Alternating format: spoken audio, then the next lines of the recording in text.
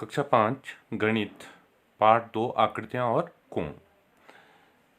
शुरुआत करते हैं। तो सबसे पहले हमारे पास आता है बिंदु, एक डॉट जिसको हम कहें इस तरीके से, जिसकी ना कोई लंबाई है और ना कोई चौड़ाई। इस तरीके से डॉट जो है ये हम या बिंदु इनको कहते हैं। अगला होता है किरण। अब जो किरण है वो इस तरीके से हुआ। पहले तो था बिंदु जो एक डॉट की तरह था। अगला है किरण। तो किरण का एक सिरा तो स्थिर होगा, फिक्स्ड होता है, लेकिन दूसरे सिरे की तरफ ये आगे बढ़ती जाती है। जैसे सूर्य की किरणें निकलती हैं तो सूरज से तो फिक्स है, इधर से तो फिक्स है, लेकिन यहाँ से बहुत सारी किरणें हमारी निकलती हैं। ये सूरज की किरणें हैं, यानी कि ये बिंदु तो फिक्स है लेकिन यहाँ से बहुत सी किरणें निकल रही हैं। तो कोई भी जो किरण होगी उसका एक बिंदु तो फिक्स होगा, लेकिन एक तरफ से वो आगे बढ़ती जाती है। आगे जो हमारा आएगा वो है रेखा। बिंदु हो गया, किरण हो गया, अब रेखा। अब रेखा जो है ये किरण की तरह होती है, लेकिन ये दोनों तरफ से बढ़ती है, यानी कि बाईं और दाईं दोनों तरफ से ये आगे बढ़ती जाएगी। इसकी कोई निश्चित बिंदु नहीं है जहाँ पर ये रुके, तो ये रेखा है। अगला हमारा है रेखाखंड। रेखाखंड तो वो है जो दो बिंदुओं के बीच की एक फिक्स दूरी है ना, फिक्स डिस्टेंस जो है ये दो बिंदु हैं और इन दो बिंदुओं के बीच की जो दूरी है ये क्या है, हमारा रेखाखंड है। सबसे छोटी जो दूरी है दो बिंदुओं के बीच की, ये रेखाखंड हो गया। और जो किरण है वो एक तरफ से तो फिक्स्ड है, लेकिन एक तरफ वो लगातार चलती रहती है। बिंदु डॉट है ना, जिसकी कोई लंबाई चौड़ाई नहीं है। और रेखाखंड रेखा ये दोनों तरफ से चलती है। आगे हम इसमें बढ़ते हैं। तो आपने अपना जो ज्योमेट्री बॉक्स देखा होगा उसमें कुछ चीज़ें हैं, आप स्क्रीन पे भी देख रहे होंगे। पहला जो है वो सेट स्क्वायर है और स्केल है, इसको तो आप यूज करते ही हैं कॉमनली। तो ये स्केल आपके पास इस तरीके से है। इस स्केल में अगर आप ये देखो तो एक तरफ तो एक सेंटीमीटर है और दूसरी तरफ इसके इंच है। तो सेंटीमीटर और इंच इस तरीके से।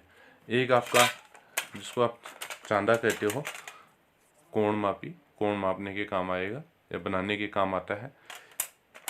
डिवाइडर, आप इससे ये भी चेक कर सकते हो कि जो दो रेखाएं हैं या जो दो रेखाखंड हैं वो बराबर हैं या नहीं। जैसे हमने एक रेखाखंड ये यहाँ पर लिया, ये इतना है, और दूसरा हमने रेखाखंड यहाँ पर बनाया है। अब हमें ये देखना है कि ये दोनों बराबर हैं या नहीं। तो हमने क्या किया कि इसके बराबर इसको फैला दिया इतना। अब देखते हैं यह इसी के बराबर है या नहीं। तो ये रेखाखंड जो क्या है ये बड़ा होगा इससे। और भी काम इसके हम कर सकते हैं, और प्रकार जिससे आप कोई चाप खींच सकते हो या वृत्त बना सकते हो। आगे हम बढ़ते हैं इस जो चैप्टर आपके पास है उसमें। तो इसमें जो सबसे पहले आकृतियों के बारे में बात की गई है। तो एक आकृति यहाँ पर बनाई।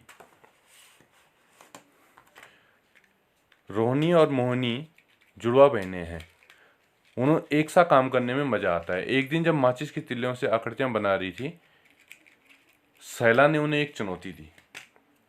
तो एक आकृति बनाई इस तरीके से।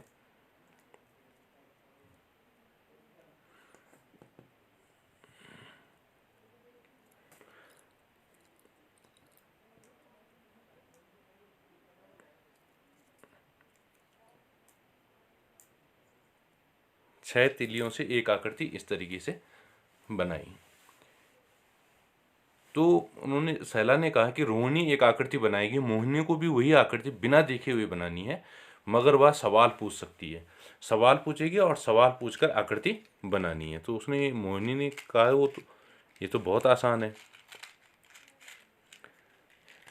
तो रोहिणी ने आकृति बनाई और रोहिणी की आकृति ये है, इस तरीके से जो यहाँ पर बनी हुई है और स्क्रीन पे भी आप जो किताब की जो फोटो है उस पर देख रहे होंगे।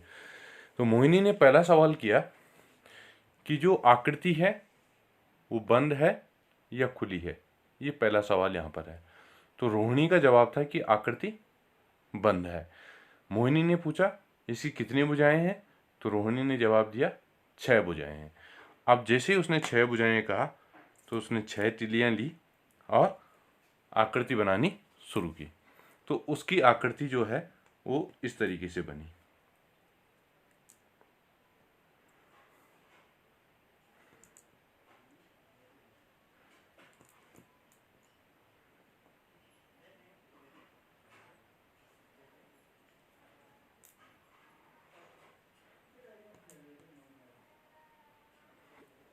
जी, अब इन दोनों आकृतियों को देखो तो दोनों बंद आकृतियां हैं, ये भी बंद है और ये भी बंद है। इसकी भुजाओं की संख्या 3, 4, 5, 6 और इसमें भी अगर हम देखें 1, 2, 3, 4, 5, 6, ये भी दोनों आकृतियां बंद हैं। लेकिन अभी भी जो रोहिणी की आकृति है वो मोहिनी की आकृति से मिलान नहीं कर रही है। अब उसने दोबारा कोशिश की कि चलो एक और ट्राई करते हैं कि किस तरीके से वो आकृति बनी होगी। तो एक और कोशिश उसने की।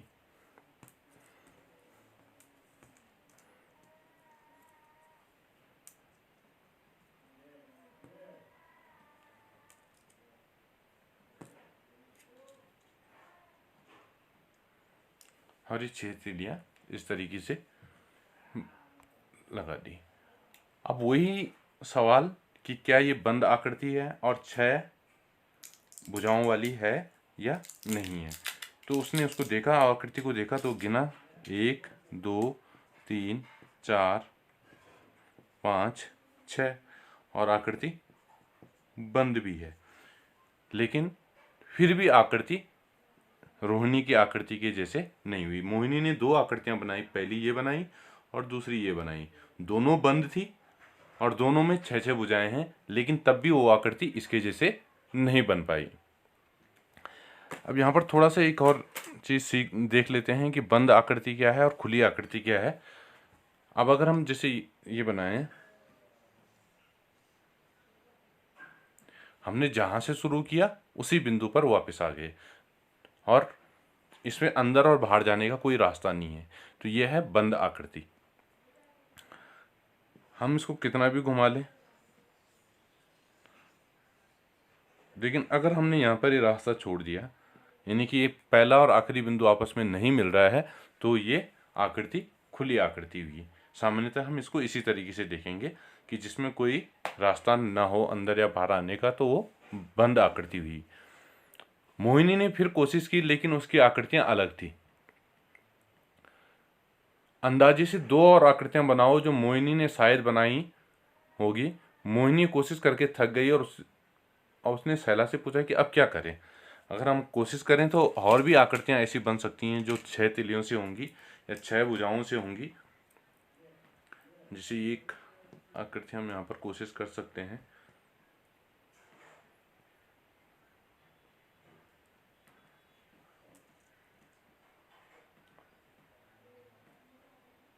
ये भी 6 तिलियों से है, बंद आकृति है, लेकिन अभी भी इसमें ये एकदम इसके जैसे नहीं है, थोड़ा सा अंतर इसमें अभी भी दिख रहा है।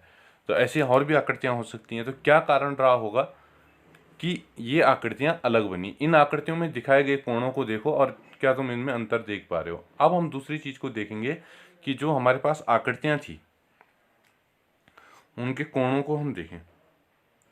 इसका कोण ये है, इसका एक कोण ये है और इसका कोण ये है। तो कोणों में अंतर है। अगर कोणों में अंतर होगा तो आकृतियां भी हमारी अलग अलग बनेंगी। अब अगर वो बोले कि एक सवाल अगर वो और पूछती कि कोण कितना है, अगर वो कोण भी पूछती तो शायद उसकी आकृति इसके जैसे बन जाती। तो ये कोण बड़ा है, ये छोटा है, ये थोड़ा सा बड़ा है। तो ये जो कोणों के अंतर हुए, इसी की वजह से आकृति भी बदल जाती हैं। तो मोहिनी ने यही गलती की थी कि उसने कोण के बारे में पता नहीं किया था। अब हम इसमें एक आकृति बनी हुई है और उसके कोणों को देखते हैं। पहला अभ्यास का प्रश्न है।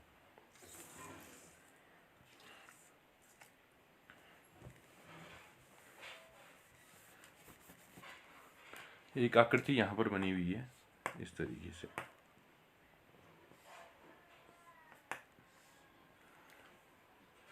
और यहाँ पर कुछ कोण दर्शाए गए हैं।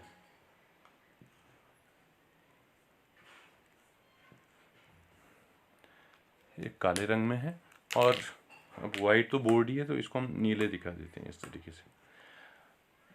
आकृति को देखकर उत्तर दो, रंग से दिखाया गया कोण सबसे बड़ा है। यानी कि जो पहला प्रश्न है उसको हमें देखना है, ये वाला।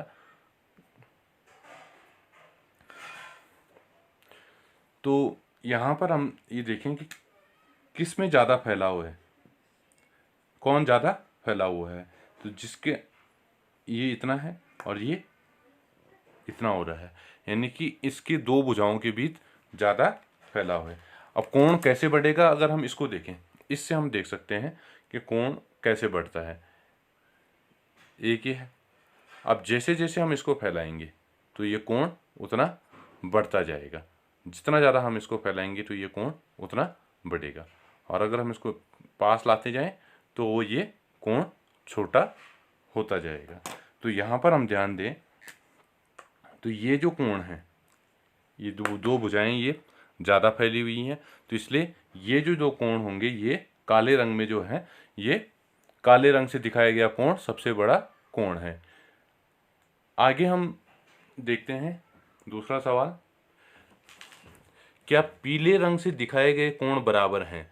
अगर हम इन आकृतियों को देखें तो पीला रंग इस आकृति में और इस आकृति में, ये दो कोण पीले रंग के, क्या ये बराबर हैं?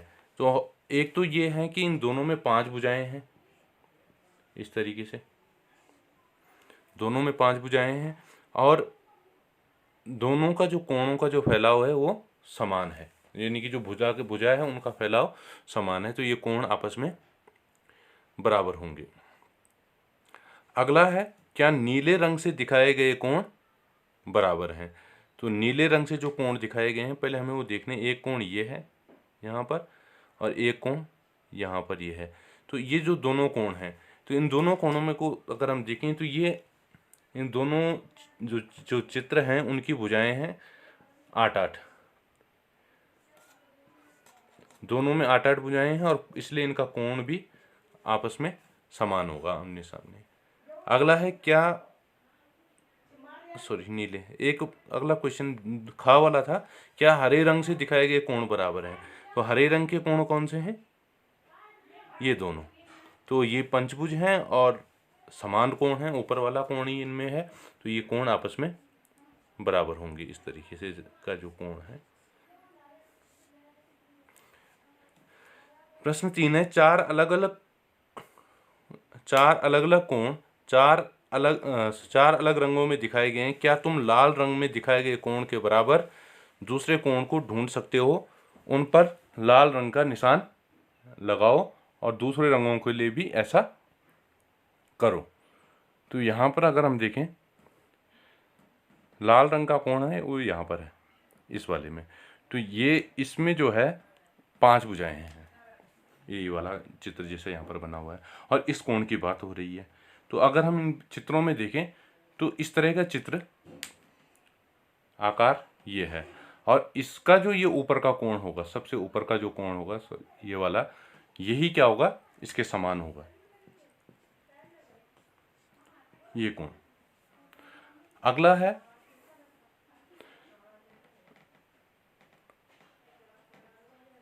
इसमें ये दूसरे रंगों के लिए भी अगर हमें करना हो, जैसे यहाँ पर हरे रंग का कोण है,